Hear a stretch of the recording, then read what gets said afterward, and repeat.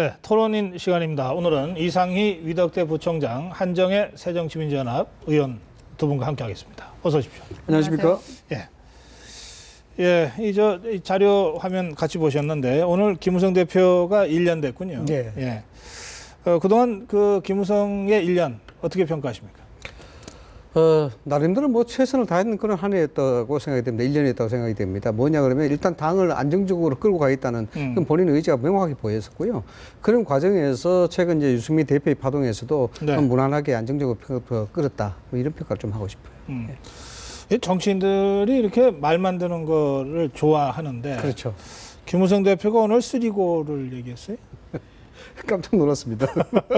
쓰리고 후진적인 정치를 바꾸고 어려운 경제를 살리고 다가오는 선거에서 승리하고 좋은 말씀이죠. 좋은 말씀 모아서 쓰리고 그러세요. 한정혜 의원 어떻게 평가하세요? 아니 뭐 좋은 말씀이죠. 후진적인 정치를 바꿔야죠. 바꿔야 되는데 이 말씀이 어려운 경제를 살리고 다가오는 선거에서 승리하고 본인의 바람이기도 하겠다. 1년이 된 시점에서 총선을 이제 몇 달 안 둔 상황에서 이런 바람을 담은 거라는 생각은 들고요. 그런데 이 중에 이제 가장 먼저 언급하신 후진적인 정치를 바꾸고의 측면에서 보면 당대표가 되실 때 새로운 당청 관계, 수평적인 관계를 만들겠다. 수평적 관계 굉장히 할 말은 강조 굉장히 많이 했습니다. 할 말은 하는 그런 당대표 되겠다라고 했는데 사실 지금 새누리당이 쭉 겪어왔던 한 몇 주 사이에 겪어왔던 그 방식은 그거야말로 후진적인 정치 행태를 보여준 것이죠. 아마 그 바람이 여기에 녹아져 있지 않나 이런 생각도 듭니다.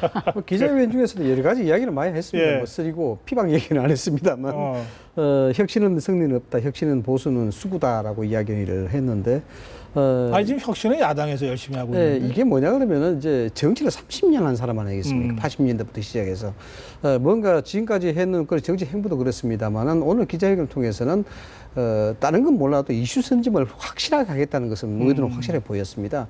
지난해에 당대표가 되면서도 실질적으로 같이 가지고 나온 캐치프레이드가 혁신이었었거든요. 뭐 혁신이라는 부분은 실제적으로 야당에서 좀 먼저 건드려야 될 부분인데 야당의 상태가 저러다 보니까 뭐 도리어 이렇게 새누리당 쪽에서 이 아젠다 선점을 해나가는 그런 과정인데 이 배경 자체가 내년 총선이 말이죠. 이 결과가 사실상 김무성 당대표의 정치적 행보 이 자체가 굉장히 분수령이 될 수 있는 그런 혁신이라는 어젠다를 과연 선점할 수 있나요? 그 혁신이라고 말하는 것으로? 그 혁신이라고 하는 것은 선점하는 게 의의가 있는 것은 아니고 혁신을 해내는 데 사실은 의의가 있다고 봐야 되겠죠. 지금 국민께서는 사실은 여야를 가리지 않고 수많은 혁신과 관련된 것을 이미 논하고 만들어냈던 것들을 지켜보셨기 때문에 이제는 정말로 내년 총선을 앞두고 누가 제대로 된 혁신을 하느냐를 지켜보실 것 같다는 생각은 듭니다. 새누리당도 이미 작년에 보수혁신위원회라 그래서 김문수 위원장을 필두로 해서 몇 가지 안을 이렇게 만드는 거. 그것을 이제 실행하는 것이 문제인 것이죠. 그래요. 그것을 바라보고 있고 우리 당도 역시 마찬가지고 하기 때문에 그것을 볼 거라 봐집니다. 이상희 부총장은 오늘 김무성 대표도 혁신이라고 하는 그 이슈 그 화두에 이 승부를 거는 것 같다 이렇게 이제 분석하셨는데 그 김무성 대표가 생각하는 혁신의 첫 번째가 아마 이 오픈 프라이머리인 것 같아요. 오늘 이걸 굉장히 강조하고 나섰잖아요. 직접 한번 들어보겠습니다. 공천혁명은 여야가 함께해야 성공할 수 있습니다. 여야가 같은 날 동시에 오픈 프라이머리를 실시할 것을 야당에게 다시 한번 제안합니다.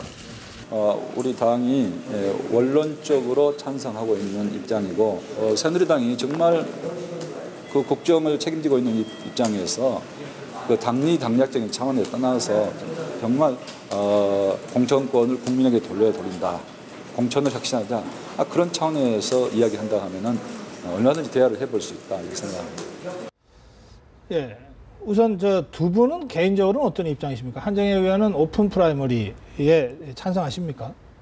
몇 가지 전제 조건이 해결돼야지 된다 이런 생각은 합니다. 예를 들어서 오픈 프라이머리라고 하는 게 결국은 당원이 아닌 일반 국민들이 당일날 가서 이 사람이 이 당의 후보가 됐으면 좋겠어라고 하는 것을 하는데 이게 대한민국 국민이 어느 날 갑자기 깨어서 그날이 되어서 가서 투표를 하지는 않아요. 결국은 결국은 동원이 될 수밖에 없는 구조가 된다. 그럼 예. 동원이라고 하는 것에서는 반드시 돈이 수반되게 되어 있다. 그리고 기왕의 조직을 가지고 있는 현직 의원이 훨씬 더 유리한 고지를 점하고 있다. 그렇다라고 네. 하면은 정치 신인이 들어올 수 있는 장벽은 더 높아지는 게 되는 것이죠. 결과적으로. 그래서 그렇게 된다. 사실은 의도는 혁신이지만, 의도는 혁신이지만 결과는 실질적으로는 기득권을 유지하는 게 되는 아. 것이죠. 그렇기 때문에 만약 오픈 프라이머리라고 하는 것을 실시하려고 하면은 지금 있는 선거법을 완전히 그야말로 완전히 새로운 옷으로 입는 정도로 바꿔야 됩니다. 그러니까 1년 365일 누구나가 다 그거는 배보다 배꼽이 더 큰.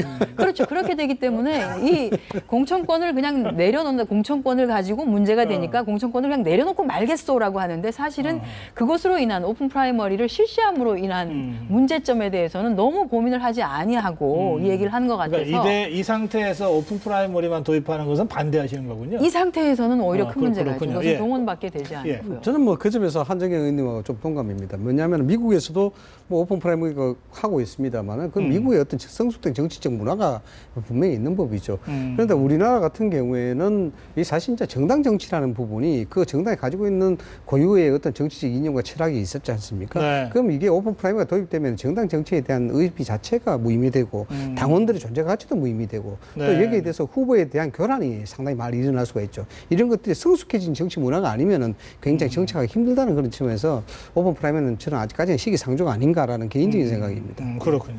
사실 뭐 아주 교과서적으로 예. 이게 당의 공직 후보자를 당원이 안 뽑고 국민이 뽑는다면 도대체 정당의 존재 근거는 어디에서 찾아야 되냐 이런 문제 원론적인 제기에서부터 문제가 있죠. 예. 또 그래서 여러 가지 그러나 또 이제 공천권을 국민들한테 돌려드린다고 하는 그 취지가 또 틀린 건 아니기 때문에 되게 지금 새누리당은 2대 3대 3대 2 그렇죠. 뭐 이렇게 해서 그렇죠. 국민의 네, 의견과 당원의 의견을 이렇게 적절하게 조합하고 어떤 방식든지 그렇게 예, 담기 위해서 새정치연합도 노력을 지금 하죠. 그렇게 돼 있습니까? 그렇게 되어 있습니다. 저희도. 예. 그러니까 지금 현재 당규로는 저희가 당원이 40% 정도 네. 그리고 일반 국민 여론을 한 60% 정도 받는 것으로 이렇게 안고 있는데요. 네. 그냥 오픈 프라이머리를 한다라고 하면 저는 이게 굉장히 위험할 수 있다는 생각은 듭니다. 그거 자체가 거의 근데- 또 하나의 선거가 될 가능성이 크죠. 근데 김영록 대변인의 얘기를 들으면 원론적으로 찬성하는 입장이 이렇게 돼 있잖아요. 그렇죠. 원론적으로는 찬성하죠. 명분은 참 반대하기 어려운 얘기를 하고 있는 거예요. 국민들께 공천권을 돌려드리겠습니다. 이거니까. 그 말은 틀린 말은 아니거든요. 그런데 그 그러니까, 국민께 예. 공천권을 어떤 방식으로 주느냐에 대한 고민은 좀 깊게 해야 되는 것이지 이거야말로 네. 저는 약간 포퓰리즘적일 수 있다. 음. 그로 인해서 발생할 수 있는 문제에 대해서는 다들 얘기를 하지 아니하고 있고 뻔히 발생할 수 있는 지금 문제에 얘기하고 얘기하지 있잖아요. 그렇죠. 제가 얘기하고 아니, 있죠. 두 분이 지금 얘기하고 있잖아요. 맞습니다. 예. 그래서 그거에 대해서 좀 더 명확하게 얘기를 하고 그것을 그 문제를 어떤 방식으로 그러면 해소시킬 수 있을 것이냐에 네. 대한 답을 먼저 가진 다음에 아하. 이것을 얘기하는 것이 훨씬 더 맞다. 이런 제가 생각이 개인적인 생각으로 말씀을 드렸습니다만 국민 전체의 생각은 어떤지는 좀 더 두고 봐야 되겠죠. 어쨌든 오픈 프라이머리가 참여민주주의를 좀 더 승수시킨다는 그런 차원에서는 국민적 지지를 얻고 있기 때문에 김무성 당대표도 이 부분에 대해서 절대적 가치를 인정하고 이야기를 하고 있는 것이다. 네. 이렇게 봐야 되는데 여기 이제 함의가 있죠. 아까도 말씀드렸다시피 정치 고단수인 김무성 당대표가 괜히 이걸 던졌겠느냐. 결국 이슈 파이팅 아니겠습니까? 상식적으로 이야기하자 그러면 오픈 프라이머리를 던져놨는데 이게 가장 큰 혁신의 정치적 아젠다 아니겠습니까? 이 부분을 야당에서 안 받아준다 그러면은 내년 총선에서 야당은 그 혁신 아젠다에 매몰될 수밖에 없는 반혁신의 구도로 갈 수밖에 없고 또 받아준다 하면은 김무성 당대표 입장으로서는 상당히 정치 개혁에 앞장선 어젠다 어젠다 선점이죠. 되는 거네요. 선점에 대한 효과를 노린 것이 아마 김무성 당대표의 지금 이게 고대성 아니냐 이렇게 어쨌든 경선이긴 하지만은 선거 관련이기 때문에 여야가 또 같은 날 하자는 것은 선거법을 어쨌든 고쳐 손을 봐야 되잖아요. 선거법 많이 바꿔야 되죠. 예, 그래야 이게 강제성을 가지면서 그렇죠. 동시에 실시가 되니까. 근데 선거법이라고 하는 것은 여야가 적어도 그동안은 합의하지 않고서는 손댄 적이 없으니까. 맞습니다. 그러면 그렇죠. 야당이 뭐 전제 조건 때문에 반대를 하건 뭐 다른 이유로 반대하건 야당이 반대하면 안 되는 거네요. 그러면 이런 상태에서 지금 이상희 부총장 분석대로 그럼에도 불구하고 이걸 강하게 드라이브한 것은 안 되더라도 명분은 선점할 수 있다. 되면 더 근데 좋고 이것을 이런 김무성- 계산이 있다는 거 아닙니까? 충분히 예. 계산이 김무성 있죠. 대표가 이것을 받지 않겠다라고 하면 오히려 더 큰 문제죠. 왜냐하면 작년에 몇 달 동안 유지했었던 보수혁신위원회라고 하는 것에서 이것이 가장 큰 아젠다로 사실은 나왔었습니다. 그러니까 네. 당대표가 당연히 이것을 받아야 되는 것이고 이것은 마찬가지로 우리 당의 지금 현재 혁신위원회에서 혁신 안건을 가지고 오는 것에 대해서 문재인 대표가 그래요. 이견을 달지 아니, 않고 근데 받겠다는 어쨌든 거와 같은 것이죠. 김무성 네. 대표가 지금 그 오픈 프라이머리라고 하는 이 무기를 이제 썼어요. 이제 어쨌든 받아내야 되는데 새정치연합이 조금 곤혹스러운 대목은 혹시 없습니까? 받을 수도 없고 안 받을 수도 없고. 이런. 아니 우리 당내에서도 오픈 프라이머리를 실시해야 된다라고 하는 분들도 계시고요. 네. 이제 그런데 이런저런 것들을 손을 보면서 해야 된다라고 하는 건 해야 되는 것이죠. 네. 그러나 그거 외에 우리 당은 오랫동안 이제 야당 생활을 많이 하셨던 당원들의 권리를 계속 좀 유지하고 싶은 것들이 있으세요. 그래서 네. 지난번에 28 전당대회를 통해서 새로 만든 당원의 권리를 한 40% 정도로 집어넣고 일반 국민이 참여의 방식으로 해서 60% 정도를 반영하는 방식으로 그렇게 바꿨는데요. 오픈 프라이머리에 대해서는 뭐 지금 정개특위가 열려 있기 때문에 정개특위에서도 충분히 논의가 알겠어요. 가능하지 않을까 봅니다. 자, 뭐 양당이 국민의 입장에서 볼 때 양당이 혁신 경쟁을 하는 것은 뭐 나쁘지 않다고 생각합니다. 그렇죠. 나쁘지 않습니다. 어느 당이 더 잘 혁신하는가 이거 갖고서 점수 주는 것도 재미도 있고 또 그게 의미 있잖아요. 그런데 진짜 혁신인지는 따져봐야 될 것 같습니다. 오늘 당무위 열렸죠? 새정치연합의 저희 당무위가 당무위 열려서 열렸습니다. 혁신안에 이 일부가 통과된 거죠? 전부 다 일부- 통과된 건 아니고? 아니요. 하나 최고위 폐지 문제는 예. 저희가 이제 그건 당헌 지금 통과된 것이 당헌 개정안까지 다 해서 통과가 됐는데 네. 그거는 최고위 부분은 당헌을 손대야 되는 부분이 굉장히 많은 거죠. 조문조문이. 예, 예. 그래서 어쨌든 조금 더 그거는 손을 지금 봐서 일단 유보돼 있고 예, 그래서 나머지는 통과된 거죠? 9월 달에 아마 통과시킬 예, 것이다. 그래서 이렇게 이 새정치연합 안에 혁신안을 둘러싼 각 정치인들의 발언 이걸 잠깐 확인해 보겠습니다. 의원들께서 흔쾌하게 동의해 주시고 우리 새정치민주연합의 혁신을 위해서 함께 해 주셔서 참으로 감사하게 생각합니다. 현 최고위원회의 문제는 개파 갈등보다는 대표께서 최고위를 들러리로 운영해오고 당원을 무시하는 과정에서 갈등이 표출된 측면이 제도를 고칠 것이 아니라 개파를 청산하는 구체적이고 획기적인 안을 제안을 해야 되고 그러기 위해서는 문재인 대표 사퇴를 권고를 해야 된다. 그러니까 최고위원회 폐지 문제를 제외하고는 혁신안이 다 통과는 됐지만 통과됐습니다. 그렇다고 해서 뭐 이 김상곤 위원장이 얘기하듯이 흔쾌하게 통과된 것 같지는 않네요. 여전히 좀 볼멘 소리들이 계속 나오고 있고 어떻게 안에서 보세요? 표결을 했으니까요. 표결해서 예. 좀 이의가 있다라고 표시를 해준 분도 있으시고요. 네. 그러나 당무위에서 혁신안을 추진하는 것은 맞다라고 해서 아주 다수가 그렇게 생각하셨기 때문에 통과를 네. 시킨 것 같습니다. 저는 정당 안에서 각각 다양한 의견을 가진 분들이 다양한 목소리를 표출하는 것은 정말로 그거 당연하다는 생각이 듭니다. 다음 순서는 네. 뭡니까? 중앙위 의결을 예, 이제 중앙위 절차가 의결이 저희가 남아있습니까? 20날 하게 되어 20날 중앙위 있습니다. 의결 네. 절차가 남아 있는 거죠. 그렇죠. 그게 중앙위에서도 통과되면 확정. 확정되는 알겠습니다. 겁니다. 예, 어떻게 평가하세요? 일부 의원들은 이제 중앙위보다도 당은 전당대회를 개최하자는 그런 이야기가 많이 나오고 있지 않습니까? 결국 이러한 사안들이 당헌을 개정해야 되는 사안이니만큼 전당대회를 통해서 이걸 결정해야 된다는 그 주장도 꽤 있는 걸로 그렇게 봐집니다. 근데 문제는 이제 혁신안에 대한 그런 것인데 혁신안은 말씀하셨다시피 뭐 혁신안이 얼마나 좋습니까? 뭐 많이 나올수록 좋은 것인데 본질적인 의미에서 실질적인 문제를 짓고 있느냐에 대한 문제죠.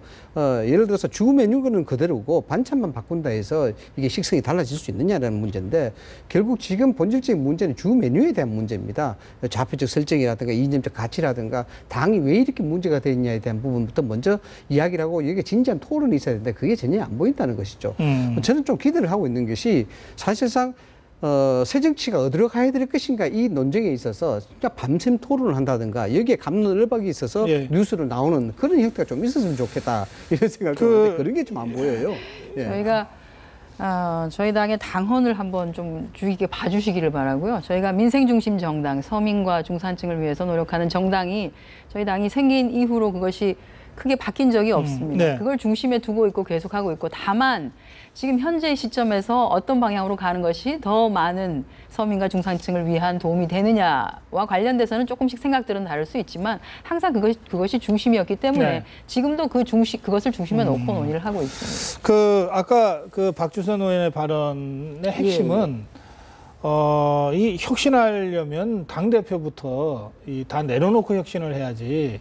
대표 자리 유지하고 어떻게 혁신이 되느냐 이런 취지고 이번 혁신안도 당대표의 권한을 더 강화하는 것이다. 결과적으로 이래서 지금 이른바 비노계가 또는 신당 창당 세력이 오히려 이 신당 창당 쪽으로 가는 명분이 더 쌓이고 있다. 이런 분석까지 있거든요. 그 점은 의원님은 어떻게 보십니까?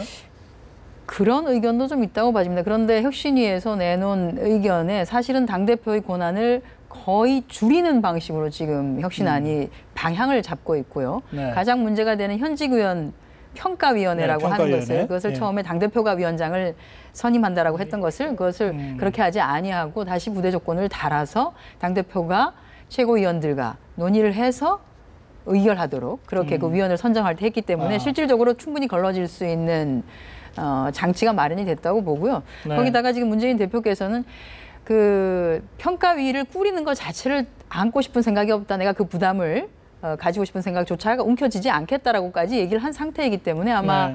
약간은 의구심을 가지고 바라보시던 의원님들도 의구심을 뭐 가지지 않아도 되겠구나라고까지 그러면 되지 않았을까 봅니다. 이번 혁신위 안을 보면서 신당 세력들이 탈당해서 신당을 만들 명분이 더 없어졌다 이렇게 보십니까? 저는 조금 더 시간을 두고 봐야 되지 않나라는 생각이 듭니다. 신당과 관련된 얘기를 하시는 분들이 상당히 많으신데 네. 그것이 실체가 정확하게 나오고 가시적으로 가는 것은 결국 우리가 얼마나 혁신을 잘 하느냐, 혁신이 안건을 그러니까요. 그렇죠, 예. 받아들이냐에 따라서 달라지기 때문에 네. 조금 더 지켜봐야 되지 않을까 그렇게 그러니까 봐집니다. 새정치의 문제는 뭐 의원님께서 어떻게 생각할지 모르지만 그 본질적인 문제가 사실상 친노와 반노의 대립 구도에서 나온 겁니다. 네. 그 과정에서 문재인 당대표의 지도력과 정치력이 문제가 됐던 것이죠.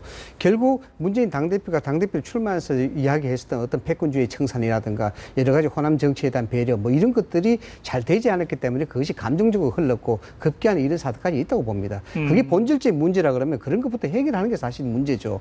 그러나 그럼에도 불구하고 4월 29일 날에 재보선에 참패하면서 여기에 대해서 그 부응할 수 있는 어떤 성찰이라든가 이런 것들이 전혀 안 보이고 네. 그 급기야는 다시 어떤 노무현 소위 말해서 문제의식 정치를 계속 답습하고 있기 때문에 네. 여기에 대해서 이제 반노 진영인데 비노 진영에서 이제 불만을 제기하고 있는 것이라 봐야 되겠죠. 문재인 대표의 리더십이 문제가 많다 이렇게 지금 지적하셨는데 문재인 대표의 리더십에 대해서 어떻게 말씀하시겠습니까? 지금 사실은 대표의 리더십이 좋게 보여질 수 있는 환경이 조성되어 있지 않습니다. 사실은 정청래 의원과 주승용 의원 간의 그 발언 때문에 주승용 최고가 지금 사퇴를 일단 공언하시고 최고위에 들어오고 계시지 않은 상태이고요. 네. 거기다가 최재성 사무총장 잠깐만요. 지금 보시면 문재인 대표가 잘못하고 있다가 66%거든요. 잘하고 있다가 22%. 그러니까 이 절에서 문재인 리더십의 위기다 이렇게 이제 얘기하고 있는 겁니다. 객관적 상황이 객관적 상황에 최재성 사무총장 인선을 둘러싸고 잡음이 좀 있었었고요. 그것이 상당 시간 동안 또 유지가 됐었고 그래서 대부분의 국민들이 이렇게 보실 때는 우리 당 당원들도 마찬가지지만 당대표가 좀 저런 문제가 안 보이게끔 좀 깔끔하게 정리를 좀 했으면 좋겠다라는 그런 마음이 있는데 그것이 표면적으로 잘 보여지지 않으니까 그러니까 다들 아쉬움은 좀 갖고 대표가 있군요. 좀 아쉽다 이런 생각을 한다는 것이고요. 저는 거기다 더불어서 지금 이제 혁신위에서 혁신안을 내는 것 그것을 저는 이제부터는 당대표가 얼마나 받아들이고 그것을 추진하기 위해서 노력을 하느냐에 따라서 결국은 저런 것들도 다 정리가 될 수 있다 이렇게 봐요. 알겠습니다. 이 혁신위의 성과 또는 혁신의 안이 얼마나 실행되는가 그 과정에서 문재인 대표가 얼마나 다시 제대로 된 리더십을 보여주는가에 의해서 판단될 수 있다. 조금 더 시간을 맞습니다. 좀 그렇습니다. 달라 이런 말씀이시네요. 네. 예, 여기서 마무리하겠습니다. 고맙습니다. 예.